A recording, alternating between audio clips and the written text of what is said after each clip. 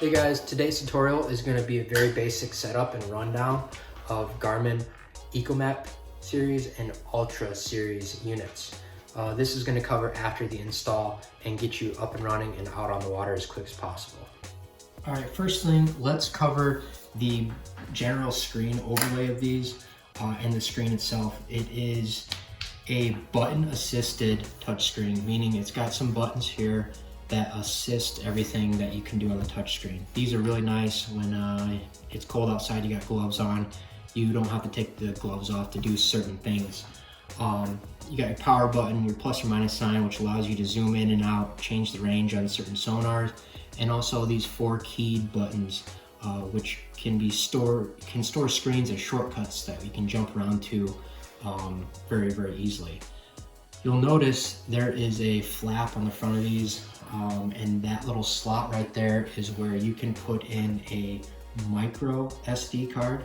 I'll get one here for you. Micro SD card. And it needs to be 32 gigabytes or smaller. To insert that, the little copper strips, place those in towards the screen and pop it in until it clicks and shut it. And to take it out, it's just the opposite. Now we're ready to power the unit on for the very first time. So let's go ahead and do that. To power these units on, you want to click and hold the power button until you hear a beep. Very simple, but can be confusing if you just click the button and it doesn't turn on, wondering what's going on. It'll go through its little startup routine every time and also load maps. So we'll let that run. First thing that greets you every single time you turn your unit on is this warning sign. Obviously you can either hit agree or it will time out on its own. On first power up, you are going to have to do some very, very basic setup, which should be very self-explanatory, but let's run through it real quick. So this screen is just asking country or region that you're operating in. I'm in the United States. And then you can set your system language here. I'm going to do English, and then OK to this, skip on. Now we get into the vessel type. Most of you guys are going to be a fishing boat, whether it be a small or large fishing boat. This is where you can set that up. If you are a sailboat, pick sailboat. But for fishing boats, I'm just going to select powerboat. The next couple of questions are alarms, whether it be for, this one is for depth of water or vertical clearance, etc., etc. I'm not too worried about these. I actually turn them off because I don't like them. But if you feel the need that you want to be warned about shallow water, you can set these up right here. I'm just going to hit 3 foot. Vertical clearance, I don't have this issue. If you do, you can set it up here. And then collision alarm range. This is another thing I don't ever worry about.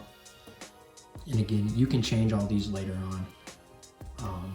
So now we have the unit ready to use. Everything that is attached to your unit, whether it be a transducer, panoptics, even autopilots will pop up here if you have them connected.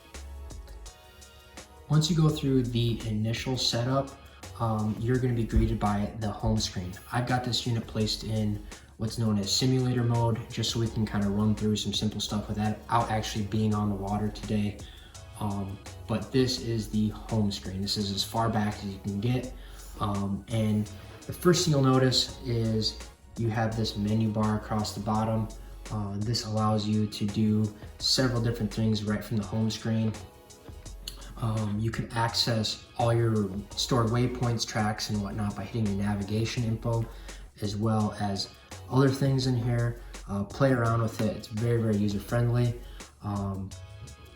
Also on the bottom is mark. This mark button is always there, and that allows you to create a waypoint for wherever the boat is at that particular moment. And then menu. Menu is a little bit different with the Garmin units in that this menu, once you hit that, this screen changes all the time depending on what screen you are in. So if I am in a traditional Sonar screen and I hit menu, it is now the menu for that traditional sonar. Same thing, if I'm in side view and I hit the menu button, it is now the side view menu. And this is where you change all of your, your settings to clean up your picture and whatnot. So we're gonna go back to the home screen and kind of walk through some of this stuff. Charts, that's where your fishing charts and your navigation charts are at. Those are your maps. Sonar are all your different types of sonar. You got your traditional, clear view, side view, and then they have a couple of different combos created for you. And then frequently used, this is just stuff you use frequently, gets stored in there so you can find it easily. If you have Panoptics, you'll have a Panoptics icon where you can kind of scan different perspective modes. Autopilot if you have it, combos, gauges, active captain, etc. All right, let's utilize some of these buttons on the side here, and those buttons are shortcut keys. So as you can see right now, they are not assigned. So let's assign them. Say I want to have traditional sonar as one of my shortcuts on shortcut 1. Press and hold 1 for 2 seconds and it is now saved. Now I want to put clear view on 2. And these can go on any of these buttons. So now I can jump back and forth between clear view and traditional very, very quickly without touching the screen, even if I have gloves on. It's a great, great little feature. Now this plus and minus sign up here allows me to change the range. You see the range up here is changing. Again, if I have gloves on and I can't touch the screen, this plus and minus sign allows me to change that range very, very quickly. Once you assign something to a button, you'll see that it appears up here in the top left corner which button it is actually assigned to. You can change these at any time. So say I want to swap these around and I want to make clear view number 1. I can go to my clear view and I can press and hold number 1 and it is now number 1. If I go back to this screen, once it refreshes, it is now number 1. And I can make traditional 2. Go back to the screen and once it refreshes, you can see traditional is number 2 now.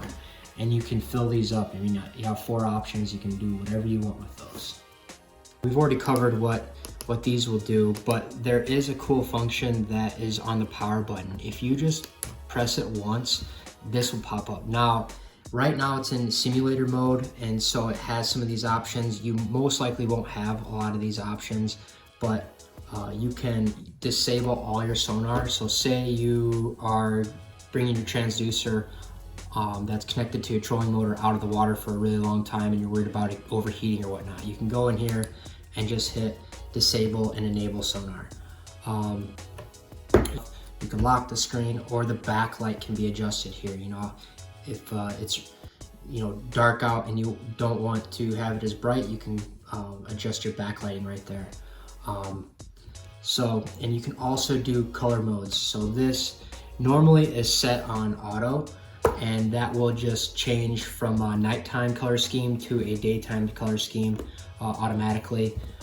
Or if you like either or, you can keep it hard coded in here. So I can keep color as day, or I can keep color as the night color. But for now, we're gonna keep it on day. And that again is one click on the power button. Lets you enable all this other stuff. So another thing with the power button, you can press and hold and it brings up this menu. You can sleep the device and that will basically just shut the screen off, saves battery power, but it's still active in the background. Just press it again and it's back on. To power it off, hold it until that comes up again and simply hit turn to power off device. It's as simple as it gets, guys. So if you have any questions, feel free to ask. All right, guys, that was a very basic setup and first power on of a Garmin Echomap series unit. Should be exactly the same for an Ultra unit.